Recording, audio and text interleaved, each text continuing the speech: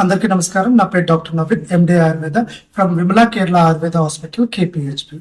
So యాక్చువల్గా చాలా వరకు ఈ రోజులో సఫర్ అవుతున్న ప్రాబ్లమ్స్ సర్జరీ అవసరం పడితే తప్ప ట్రీట్ కాని డిసీజెస్ చాలా ఉన్నాయి. అందులో ముఖ్యంగా ఫీమేల్ డిసార్డర్స్ లో పీసీఓడిస్ కానివ్వండి, లేదంటే ఫైబ్రాయిడ్ యుటరస్ కానివ్వండి, అండ్ ఎండోమెట్రియోసిస్ కానివ్వండి, అడ్నోమయోసిస్ కానీ, ట్యూబర్ బ్లాక్స్ లాంటివి కానివ్వండి, ఇవన్నీ కూడా ఆయుర్వేదంతో వితౌట్ సర్జరీతో మన దగ్గర స్పెషాలిటీ ఆఫ్ ట్రీట్మెంట్ అనేటువంటిది అవైలబిలిటీ ఉన్నాయి. డాక్టర్ విమలారెడ్డి గారు ఆయుర్వేద గైనకాలజిస్ట్, తన ఆధ్వర్యంలో ట్రీట్మెంట్స్ అన్ని కూడా జరగబడతాయండి.